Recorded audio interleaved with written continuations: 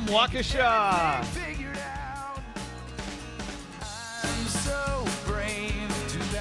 If it's 10 o'clock on Saturday morning, it's time for This Week in Waukesha. I am your host, 1st District Alderman Don Browne, coming to you live from the Walk Radio studio, also known as the future office of former Alderman Don Browne, the Mar-a-Lago of the Midwest. And things are really coming together here. Can't wait till they start constructing my executive suite and the spa experience. It's really going to be wonderful here. Mar-a-Lago will have nothing on us and what we have going on here. Hey, we've got a great show for you today. Our guest is Pete Pekarsky, a U.S. Senate candidate who's been spending a lot of time in Waukesha, and we're going to talk about that. But before we begin, I have to turn the speaker down. How's that, Jason? Much better. So, rough and ready here. So, a couple news items. That opening song was Falling for the First Time by Bare Naked Ladies. And speaking of falling in love, it is Valentine's Day weekend, so don't forget that special someone or that special something for that special someone. And don't forget, Aloe Chocolate is open today for those of you who haven't gotten out and gotten that something special on Main Street. And really excited to see the restaurants in downtown Waukesha booked for Valentine's Day weekend. So be a hard time getting a table. And just a shout out to all those couples, especially those of you that are treating. Take great care of your servers. Valentine's, because it's all two tops, is not a big night for them. So that's why they love, they're looking forward to Monday, which is normally a slower night. So if you're out there tonight and throughout the weekend, please take care of your servers and bartenders and make sure that love you have for that special someone is reflected in the tip you leave for those servers. So terrific. So other news, we've got a primary this Tuesday. And we're paying close attention to the 11th Aldermanic District, where there's 3 candidates, including Len Miller, the incumbent. And I wanted to wish Len well. We were supposed to have him on last week's show, but couldn't because we had to cancel last week's show so that our parent company could upgrade our facilities here. And they're really looking nice. Again, can't wait for the hot tub to be installed and the wet bar. So, in fact, kind of upset that hasn't happened already. You know, Jason, if you could maybe talk to Mike about that, we'll be up to speed. So, still having issues here with the speaker here. So, hey, Don, let's cut to the song quick here, and let's get the echo figured out, and we'll come right back, okay? Sounds great. Thank you.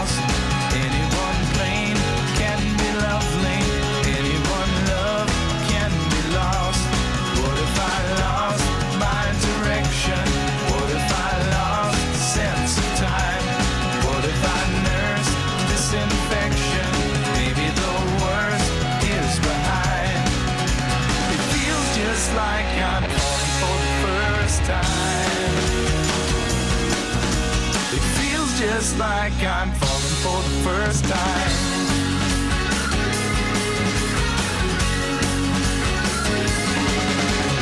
I'm so chill, no wonder it's freezing. I'm so still, I just can't keep my fingers out of anything. I'm so thrilled to finally be failing. I'm so done, turn me How's that, Jason? So, are we back live?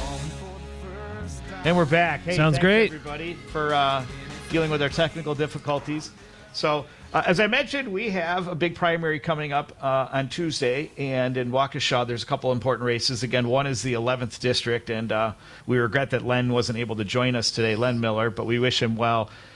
He's got two opponents in this primary, so he needs to finish first or second if he wants to continue to defend his seat. And it's going to be an interesting race because we had the two contenders on a few weeks back, Alicia Halbenslavin and Aaron Spencer, and Alicia has been very active in the local Democratic Party here and is able to leverage a lot of those resources, phone banks and last-second direct mailers.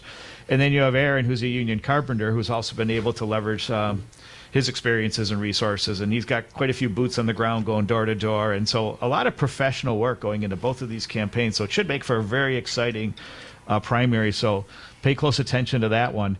And then we also have our county board seats. Again, we are grateful to have Amanda Medina Roddy in here and Sarah Harrison, two of they have a big field of candidates. So again, wishing all of them very well. And then with regards to the election, folks, I spoke with Gina Kozlik, our city clerk. She's going to hopefully join us in March after she gets caught up with her work. And she's also taking care of some business at home. But she wants to talk about how Waukesha, the city of Waukesha, and I believe this, does everything right when it comes to elections. So please have faith in the process, the integrity of those citizens that work, the precincts and the polling places, and the way that our city, they take this very seriously. And I know it from my own experience as a candidate who lost by 12 votes in my first election, that it was handled with great integrity. So, and then for those of you from the original District 1 that are now in District 2, like myself, your polling place is now City Hall. So we'll see you at City Hall this Tuesday, which means that the City Council meeting will be postponed to next Thursday, which is great news for any of you local Waukesha South basketball fans because our Black Shirts are hosting Arrowhead at a big night. Winner of this game kind of writes their own ticket for winning the conference. So it's a very important game. We beat Arrowhead when they were undefeated at Arrowhead. So make sure you set aside some time to cheer on our Black Shirts and that amazing team and a great story.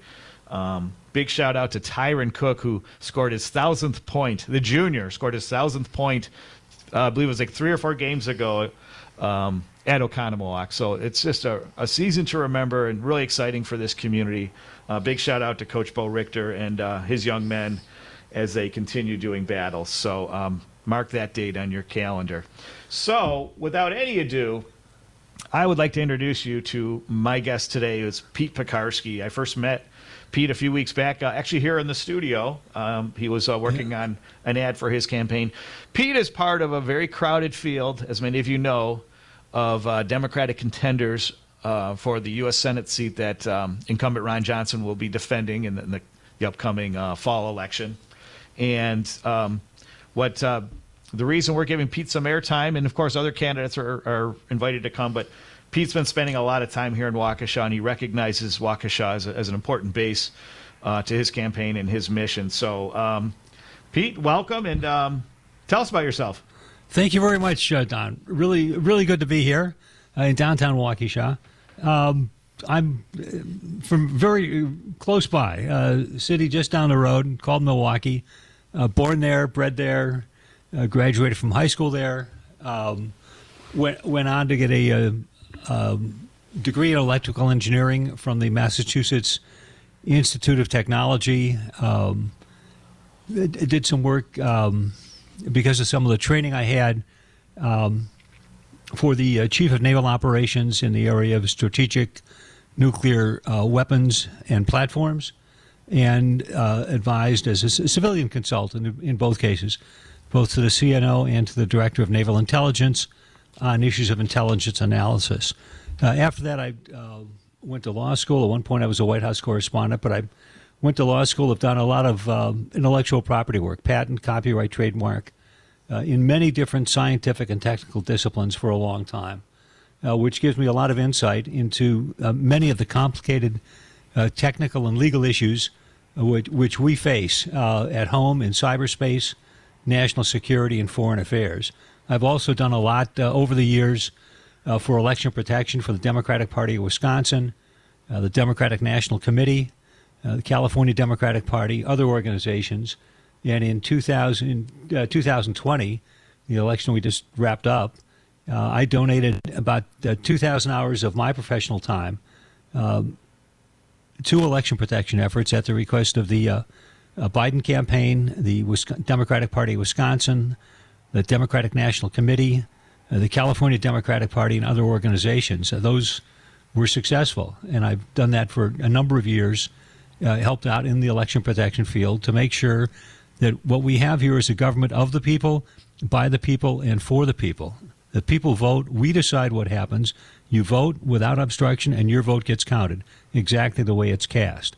So I've done that for a long time and looking forward to continuing to do that and to protect our democracy so we get the things that we're looking for, whether it's universal health care as a basic right, broadband all over the state of Wisconsin, protecting workers and unions and their rights, or protecting farmers and the things that they're facing now, providing affordable education for everyone, and doing something to reduce the burden facing people who have graduated already but are carrying enormous amounts of debt. There are issues addressed at the federal level relating to climate change, ending systemic racism, providing justice for our veterans, who've protected us, and a number of other issues which are necessary to protect our democracy, to get the things we're looking for in terms of issues for all of the people. One of the first things we've got to do is protect our democracy. So that's a little bit about me.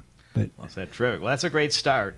And we're going to go to a quick break, but there will be plenty more time to talk with Pete. And we'd love to, when we come back, we'd love to talk some more about your ideas for economic development and also what sets you apart from your opponents, as well as a few other key issues. We've got a lot of time here, but first we're going to pay some bills, and we'll be back.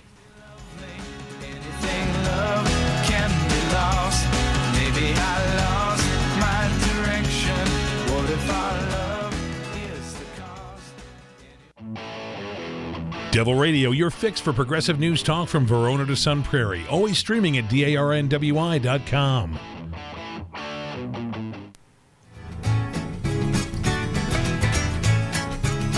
If I had a hammer, I'd a hammer in the morning, I'd a hammer in the evening, over this land, I'd a hammer at danger. And we're back this week in Waukesha with our guest, Pete Pekarsky, U.S. Senate candidate. And you might remember that song from Peter, Paul, and Mary. Eventually, I'm going to have my backup band in here.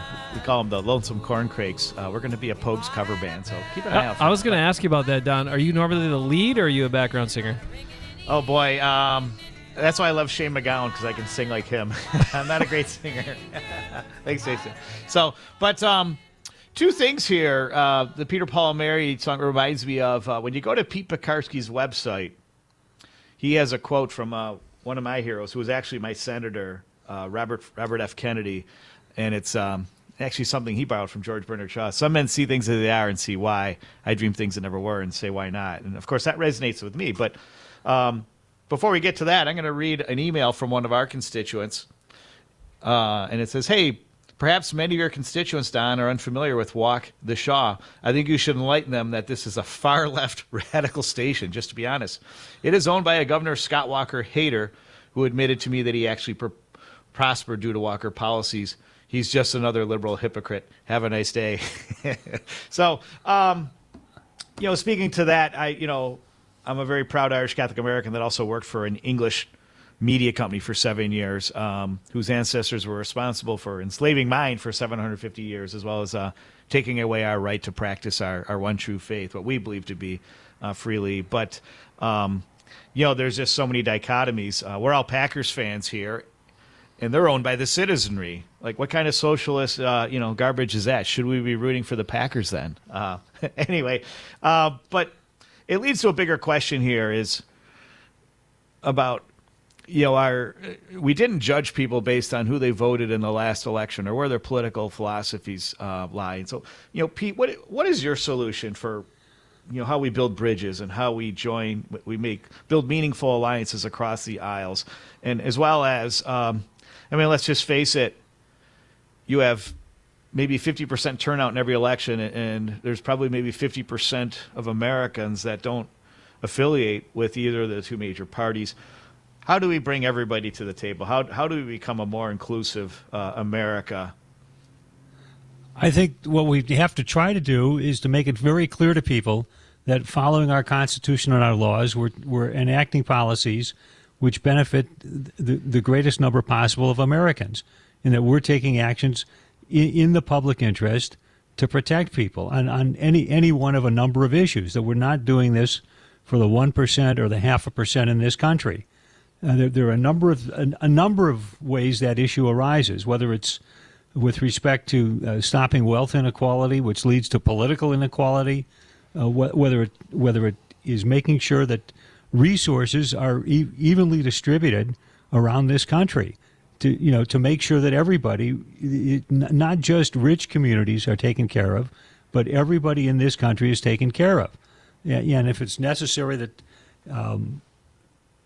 to provide a good, solid education, to provide health care, to provide the support people need. I mean, we had to bring people together on simple things that I think everybody would agree upon. Like, for example, as far as I'm concerned, we ought to make certain, one way or another, that every school child going to school has a decent breakfast and a decent lunch. And the reason we're doing that is because this is the future of our country. And it's not, there may be a few dollars involved, but not a whole lot. But this is the future of our country, and we got to realize that. A week or so ago, the person who holds the Senate seat right now, said he was unwilling to go to bat to see that school children, they make $3 available, or $2.98, whatever it is, to get somebody a solid lunch. Well, the point is, it's not some kind of payoff. It's making sure we're investing in our country. We're making sure that those children are able to stay awake and stay focused for the next 3-4 hours and study in the afternoon, play whatever kind of sport they're playing after school, have dinner, and study for another 2-3 hours. And that is something that we've got to do. And to hear somebody who's holding this seat now say he's unwilling to spend $3 so somebody who may not have the money can have lunch and study all afternoon. It doesn't make a lot of sense to me when he's perfectly fine changing the tax laws to throw $79 million one year to a couple of his campaign contributors, and to stuff another $19 million of the public's money, your money, into his bank account. I mean, for $79 million, you can pay for a lot of school lunches. And this is the kind of thing I think we've got to get behind. What we've got to get behind is using these public dollars for the public good. And educating this country, protecting the future of this country, I think is a good, and I think we ought to get behind it. And there are a number of other areas where we can get behind things that are to the benefit of everybody in this country, and I propose to do that. That sounds great. And one thing I want to impress is with your background, because you have a very unique national security background. You've consulted, I believe it was naval leadership. The chief of naval the office of the chief of naval operations. Yeah.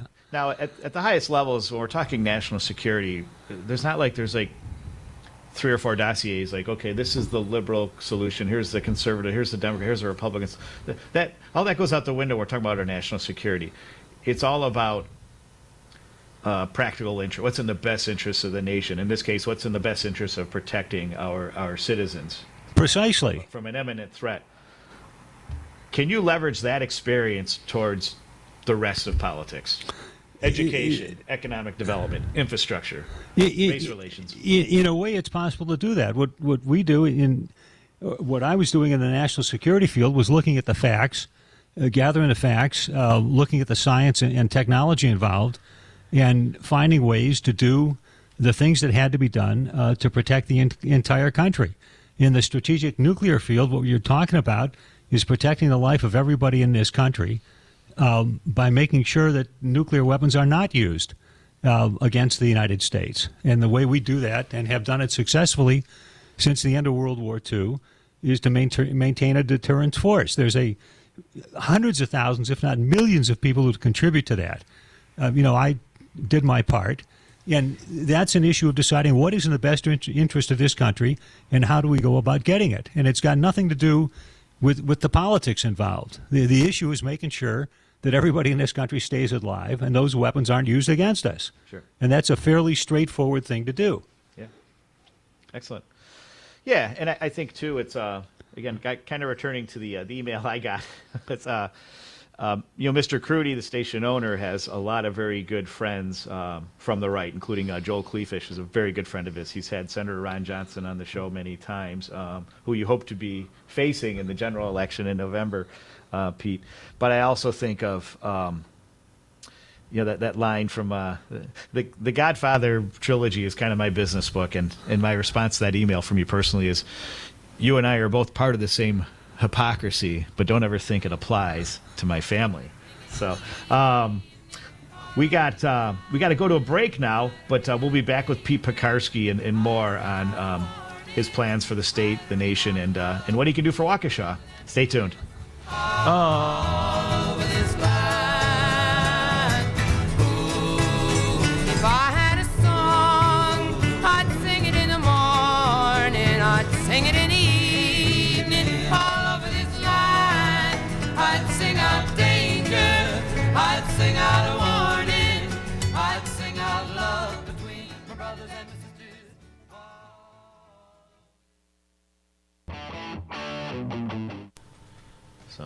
Yeah, and in terms of that.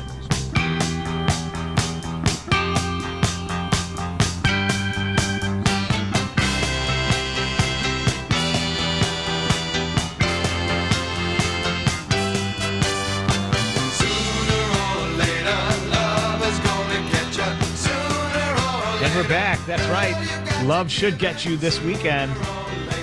And if you don't have that special someone to celebrate Valentine's weekend with, you have the Super Bowl tomorrow, Super Bowl parties. Love to hear what's going on in Waukesha. And if you're trying to figure out who to root for, since the Packers aren't in it, one angle we can take from Wisconsin is the greatest nose tackle in Cincinnati Bengals history is also a Wisconsin Badger. Jason or Pete, can you tell me who he is? I'll give you time to think about that while we return to the real conversation with Pete. So Pete and I were just talking about, yes, Valentine's Day weekend, and maybe not the timing isn't right, but we, the people of Wisconsin and the nation and the people of Waukesha, are subsidizing Big Sugar in a big way. And then we do a double dip when we're paying for products with added sugar at the supermarket or paying for sugar in general. We're double dipping. And on top of that, added sugar is contributing to, before there was COVID, there was an even bigger pandemic called type 2 diabetes. Over 34 million mostly with type 2, and then 88 million Americans with prediabetes. And so there was a health crisis even before COVID. But then I'm going to throw another wrinkle in this.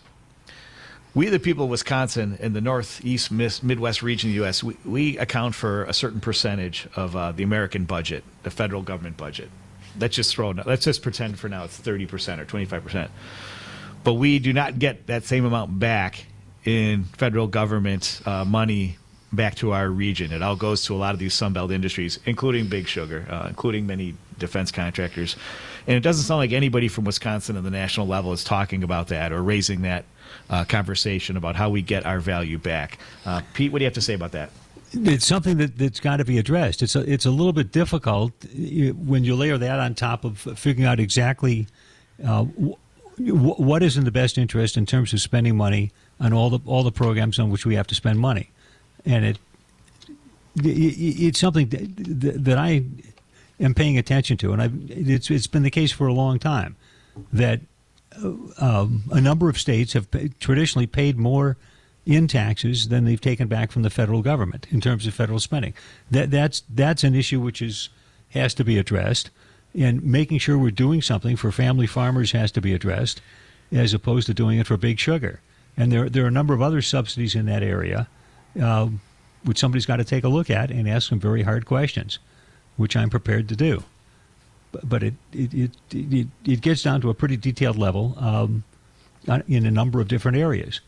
And what you're talking about definitely happens, and part of it may be the way our constitutional system is set up and provides, who gets seats in the House, everybody gets the same number of seats in the Senate, but who gets seats in the House may have a lot to do with that, and the way industry just developed.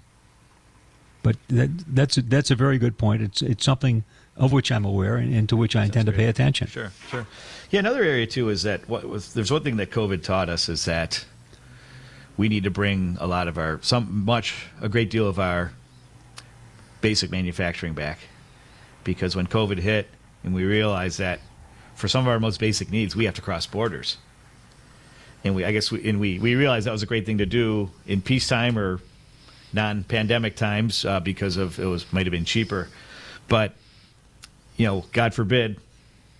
And again, I don't want to cast aspersions with everything that's going on in the Ukraine border, but if we go to war, how are we going to get these things that we need?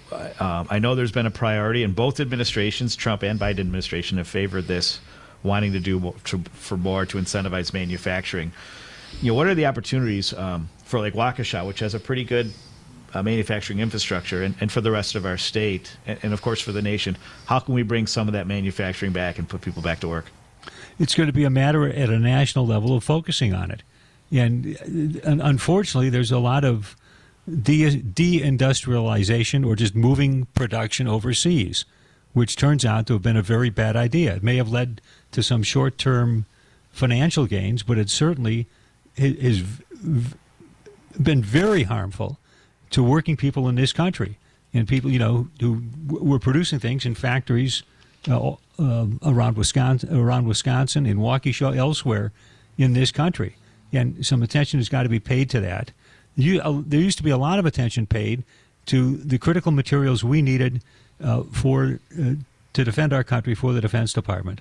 That attention apparently has decreased to the extent that we're now reliant on other countries for some of the things we can and should be making here. And maybe the government is going to have to get into it.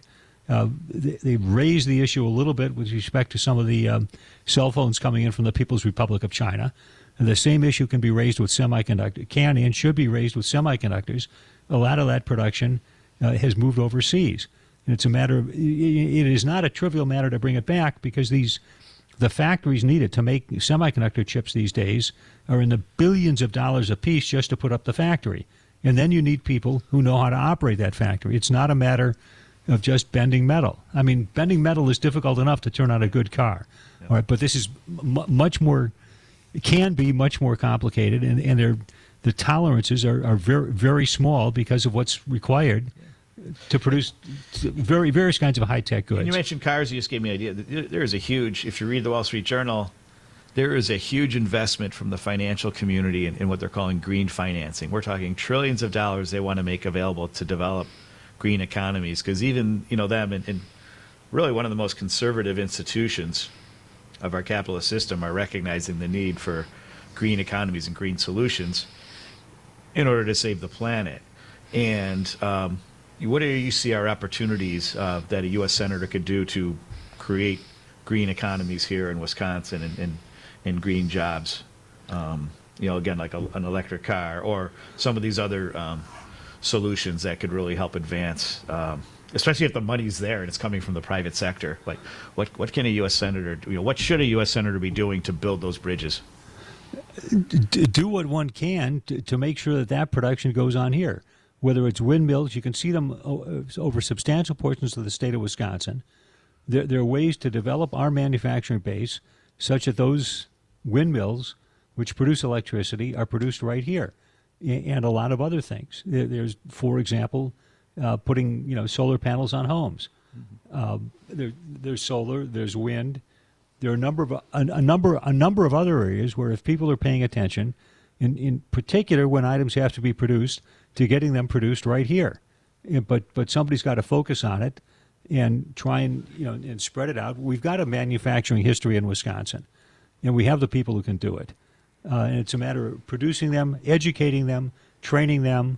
These can be complicated technical areas to a certain extent, and we've got to make sure that we provide the education and motivate people to get educated here and to stay here And they're going to be staying here because we got the jobs here and the factories here, which are producing the items we're going to need for a green economy.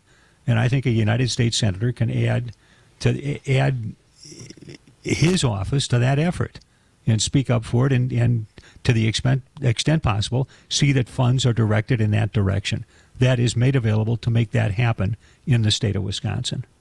Sounds great. And, speaking of green industries, and I appreciate you sharing this with me earlier, is that you look at our lakes and our rivers and our inland bodies of water, which represent less than 1% of the world's surface, but 51% of the world's fish, not seafood, but just fish, come from our lakes and our rivers and those inland bodies of water. And Wisconsin has those. And in a lot of other Midwestern states, there are some very encouraging developments in the aquaculture area. And again, what can a U.S. Senator do to bring attention to this and to create more opportunities in this sector? Because there's not only green benefits to that, but there's also opportunities to address food insecurity, as well as just job and career growth creation.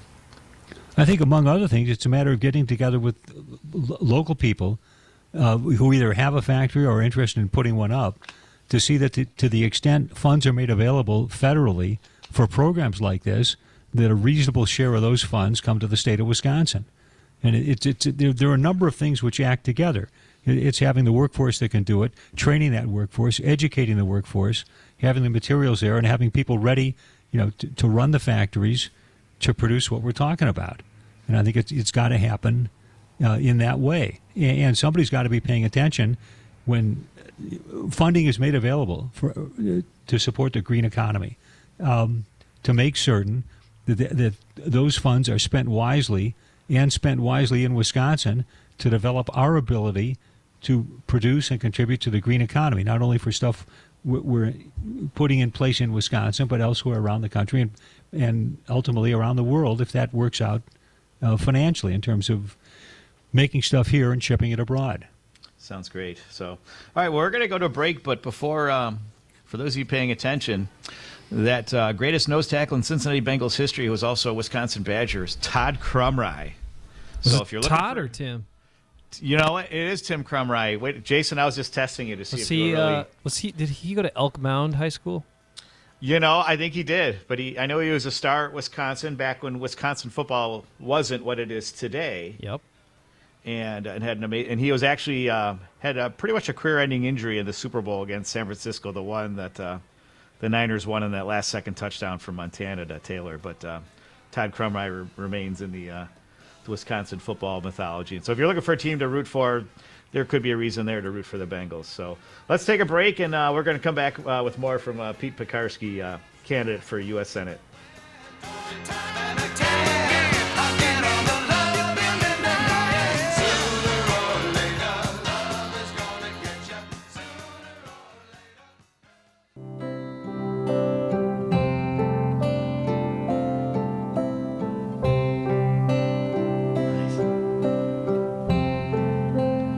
Back, and this is an early Valentine's Day gift to my wife Melissa. This is actually our song from Glenn Hansard and Marketa Glova called Falling Slowly.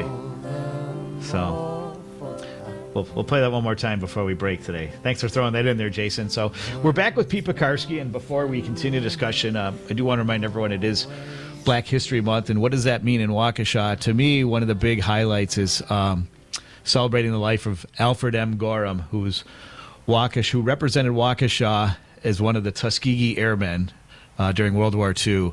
Alfred was Waukesha born and raised. He was a graduate of Waukesha High School and Carroll College, now university, and leaves a wonderful legacy for our city. And I encourage all of you to check out the Waukesha Public Library and all the great things they have going on and the great resources they have for Black History Month. And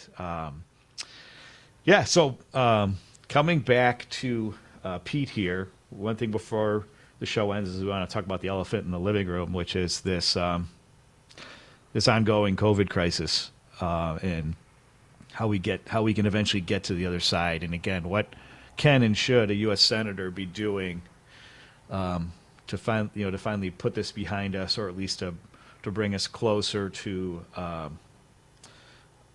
again, safer levels of existence, coexistence, and doing business. Getting back to the business of what we do. Among other things, I think attention has got to get paid to a much broader problem. Let me start at home. At home, we've got to take care of the people who have this, the people who may get it in the future. Try and keep that level as low as possible, and make some inquiries into what we do in the event something like this happens. There will be other viruses, which are just in the normal course of events. Every few years, viruses get loose, but we've got to be able to take a look at what has happened here and figure out how, if this happens again, we're not going to get the same result. And there are a whole lot of questions that have to get asked in the technical field of the doctors, of the microbiologists, to find out what has happened and what we do about it to try and get a much better result next time. Another issue with which the Senate is going to have to deal is how we protect ourselves by protecting the entire world. The vaccine seems to have stopped. I, personally had a couple of vaccinations, got a booster, and when I came in contact with this stuff, it was a matter of a few days. It was not a big deal. Didn't have to go anywhere close to a hospital. And to the extent we can get the same result for everybody, that's great. But the problem is major portions of the world have not been vaccinated, and until they are, this virus is going to continue to mutate, and it's going to come back here. And this is something we want to avoid. So another thing we have to do is figure out how we are producing and distributing enough vaccine such that the people who want it can get it. I mean, so far it seems to have gone relatively well in the industrialized world, but whether it's 3 or 4 more billion people who haven't been vaccinated and who want this to protect themselves, that's their decision. Their medical doctors are telling them that, this is what ought to get done to protect themselves. The vaccines are produced here. It's not very easy for technical reasons to move that production abroad. So it's got to be done here in the short term and find some way to distribute it. And that is something which, as far as I'm concerned, as a United States Senator, I'm going to be paying a lot of attention and seeing what we can do. Because until we take care of that problem, we will not have resolved the issue of COVID for the entire United States. Very good. Terrific. So in the time we have left, too, want to focus in on Waukesha, because, again, you're the only candidate that I know of that's spending any time here. Why does Waukesha interest you, and how do you think, what do you want the people of Waukesha know why they should take a closer look at you and vote for you in the primary that you have? Is that in August? The primary is in August. The general is in November. Right. I guess because I've spent, my family has worked in Waukesha for a long time, going back like 70 years or so. Spent a lot of time here when I was growing up.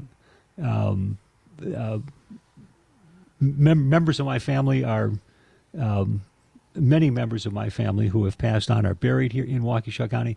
But we've been active in Waukesha, although I live in Milwaukee, for a very long time. And the issue is trying to contribute to development in Waukesha and getting for the people who live in Waukesha what they need, whether we're talking about federal development or protecting democracy in Waukesha or getting universal broadband in the parts of Waukesha County which may not have all they need, although there's some very well-equipped parts of Waukesha. I'm hearing from people in places I wouldn't think I'd hear about it. Hey, gee whiz, we don't have great broadband coverage here. I mean, I hear that in a number of counties around Milwaukee. You need it to do business these days. It's something we should have. To the extent people in Waukesha need health care and they're not getting it, it's something we ought to make available as a basic right. To the extent there's other things we can do to educate the people in the children growing up, people who are past high school looking for a technical college or college education, we ought to make sure that we try and make that available for them at an affordable price. Now, there are things that can be done to support the workers in Waukesha and the unions in Waukesha, and a lot of that can be done at the federal level in terms of the National Labor Relations Board and making sure that those laws are enforced to protect the rights of workers and unions, to negotiate for decent conditions of employment and a decent wage, a family-supporting wage. Those are a number of the things that can be done. I'm interested in talking to everybody in Waukesha, the entire Waukesha County community, as well as the city of Waukesha, about what issues they see and what they would like their next United States Senator to do for them. I'd like to talk to them and exercise my very best efforts to get that done. Anyway, so those are among the things which I think can be done by a United States Senator to help out people in Waukesha. Sure. Yeah, I should mention the website is PekarskiForWisconsin.com. I was going to do that for you. So go ahead. Pekarski is spelled Peckarsky for Wisconsin.com. And I also want to give Pete a plug because on his campaign literature he also has the voting info, which the city clerk, Gina Kozlik, promotes is myvote.wi.gov. Pay attention to that for any of you with questions about the upcoming primary and how to vote and where to find your polling place, those things. There's a lot of hardworking people out there to serve you here in the city of Waukesha to maintain a very high integrity process. Pete? Yeah, let me just add that we would like to hear from the people of Waukesha, the people all over Wisconsin. Just hit the website, Pekarski for Wisconsin. It's Pekarski, F-O-R, Pekarski4Wisconsin.com. There's a priorities tab there. You can take a look at the 12 priorities we've laid out on that website and comment on them, or you can add your own priorities, saying, I think you ought to address these priorities, and here's what you ought to say about them. Please send it. The email address is right on there also, info@pekarskiforwisconsin.com. If you can help out and support the campaign, that'd be great. There's a contribute button there. But we would like to hear from the people of Waukesha. Just hit that website, click on it, and there's a Join Us tab. Give us your thoughts on the priorities. Help out with the campaign. Look forward to hearing from you. Yeah, and I want to say, too, is that Pete's expressed an interest, too, for any of the manufacturers out there that he would love to come and take a plant tour and learn more about what you do for Waukesha and for the country and for your industry and how again, our federal government can better serve you, and as well as our schools. Any of the schools, I know Pete would love to come and take a tour, both public, private, charter, and any of the organizations. He really wants to get to know the people here better and wants to get his story across. And so, Pete, in the time we have left, is there one thing we've missed, one thing you want the people of Waukesha to know about Pete Pekarski and why they should take a hard look at him? And by the way, the primary is, you don't have to be a Democrat to vote in the primary in Wisconsin. So no matter your party, if you like to hear what Pete Pekarski has to say, you can go out and vote for him in the August primary. So, Pete, give us your party piece. I would appreciate it. I'm qualified by my education, training, and experience to represent all the people of Wisconsin, to take Ron Johnson's policies apart during the campaign and during a debate, and to represent all the people of Wisconsin, all the people of Waukesha, on the many complicated, critical, technical, and legal issues we face at home, in cyberspace, national security, and foreign affairs. I would like to thank you very much for listening and ask for your support and for your vote. And have a very great weekend. And thank you very much, Don, for the opportunity. Pete Pekarski, candidate for U.S. Senate, thanks so much for joining us. And to everybody out there, I wish you all a happy Valentine's Day weekend. Have a great time watching the Super Bowl. Please be safe. And remember, safety and weirdness is everyone's responsibility. Have a great day. And to all you lovers out there, and to my wife, Melissa, happy Valentine's Day. Much love. Thanks, Jason. And we're out.